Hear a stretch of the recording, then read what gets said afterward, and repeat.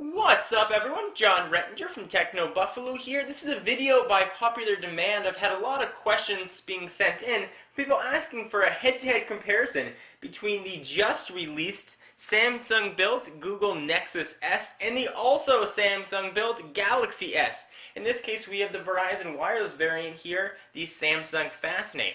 So we're going to put these two head-to-head. They're very similar in a lot of respects, and see if we can determine what the big differences are and whether or not Android 2.3 makes a difference, or whether or not you're better off having an older operating system with Samsung's TouchWiz put on top of it. So let's go ahead and get started.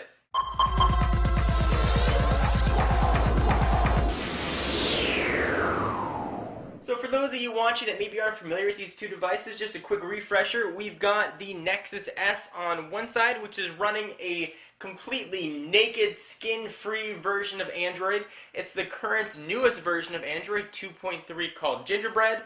On the other side, we've got the Galaxy S running Android 2.1 with TouchWiz. I know some people in the world have had upgrades to 2.2. We have not been endowed with that yet in the US, so this test is going to be with Android 2.1 running on it. So what are the big OS differences here? Well, one of the cool things about Android is that it's an open source operating system, and as such, it can be completely skinned and modified by manufacturers and users, and that's exactly what Samsung has done.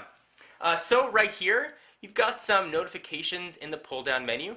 You can go ahead and automatically select Wi-Fi, Bluetooth, GPS, and airplane mode without having to futz around with any sort of settings. You notice that you've got 4 rows of icons at the bottom. All the applications are encapsulated. You've got a ton of additional widget functionality. Go ahead and show you real quickly what those are. Android widgets and Samsung widgets. You have a lot here that you can go ahead and add. It's a decent amount of functionality. It's a lot of visual flash, but that visual flash also can take its toll when it comes to memory processing, something that we'll talk about in just a little bit. So here we've got the naked version of Android 2.3. You notice that we've got a little bit of a dock down at the bottom with new colored icons. The icons at the top are now green. The battery icon is sort of turned on its side, or turned straight up rather, versus what we've seen on older versions. You've got a new keyboard for text entry, which I'll show you guys. Certainly, one of the nice things about Android is that it's open source, so you can go ahead and pull in new text entries. I don't know who that person is, so we'll go ahead and leave their number public if they're going to go ahead and send out spam text messages. You can see there's a new keyboard. You can go ahead and use a ton of third-party keyboards as well. There's a lot of under-the-hood API differences as well, as far as how graphics are processed, 3D images, and that kind of stuff. And we'll see sort of what difference that makes, if any, when we do some speed tests. Just wanted to give you a real quick overview of these, and I've done in-depth videos on Android 2.3 Gingerbread, as well as the operating system on the Galaxy S, and more particularly the Samsung Skin TouchWiz. Alright, so let's talk about the displays on these two, because they are very similar. Both have 4-inch diagonal Super AMOLED displays with a resolution of 800 by 480. And what Super AMOLED means is that the touch mechanism on the screen, this glass, is actually built into the glass, not sitting right on top. There are a few other nuances in there, but what that's going to translate to are darker darks, richer colors, and a lot better visibility in direct sunlight. However, the downside of that is that you do have a little bit of a bluish kind of gray tint on the Super AMOLED screens. When you use the phone on its own for a while, you don't really notice it. But if you look at it next to another display, you will notice that there's a bit of a color tint to it. Sometimes I find it bothersome, but for the most part, the display is absolutely gorgeous, vibrant, and beautiful. On the Nexus S, however, there's one bit of a difference. The display is a little bit curved. I don't know if you can see that on camera, but it does make for a little nicer experience moving your finger over and holding it up to your head.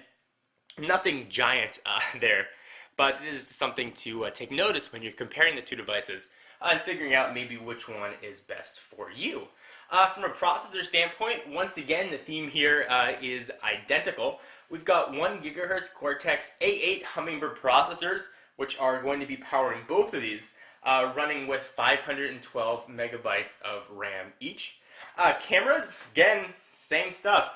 On the back, we've got 5 megapixel sensors on each. In the Fascinate's case, and this is the Verizon wireless version, we do have a flash, but not all versions of the Galaxy S do have a flash. Again, the same 5 megapixel sensors, And there's a flash here on the Nexus S. If you flip it over, here's where you see some differences. The Nexus S has a front-facing VGA camera. Use that for video chatting. You can also use that for taking really cool pictures of yourself out at some clubs. Something to keep in mind. Camera-wise, the functionality is very, very, very similar.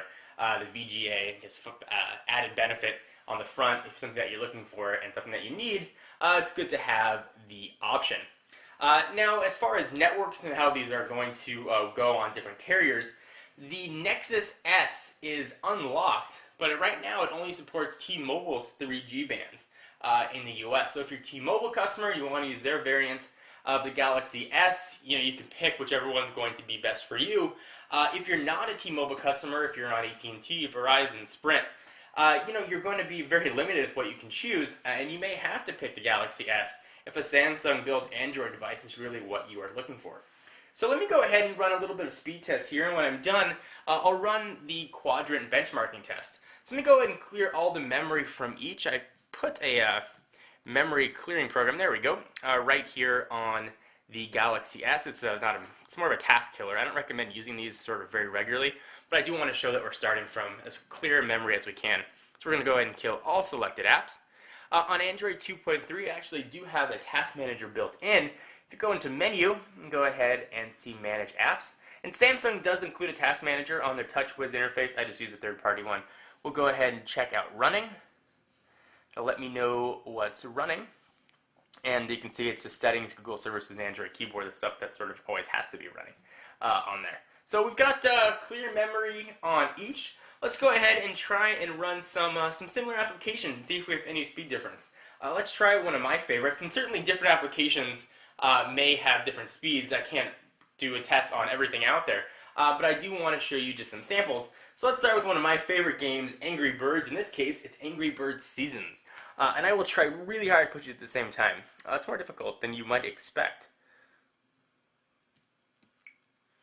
Alright, so I hit them both. They got the Rovio screen at exactly the same time. I mean, this is almost identical so far, as far as speed goes. Actually, it was ready to play first on the Galaxy S over the Nexus S. So there you go. Android 2.3 did not win. And Samsung's TouchWiz interface actually launched things a bit faster. We'll go ahead and close these. The music can be a bit on the annoying side. Alright, so let's go ahead and try some browser speed and see if we have any difference in speed here as well. So I'll go ahead and open up the browser. I should mention that these are relatively clean installs of both operating systems. Alright, so we've got a little Techno Buffalo on each and do a simple refresh. You can see the swipe keyboard is loaded up here, so what Techno Buffalo. These are sites that have been loaded before on each of these devices, so consider it a test of websites that you visit on a regular basis. I'll go ahead and run this test, and I'll give you my general impressions on speed. You can see that Flash content is loading on both. You got Flash Lite support on the Galaxy S, and you have Flash 10.1 support here on the Nexus S. Let's go ahead and refresh both of these.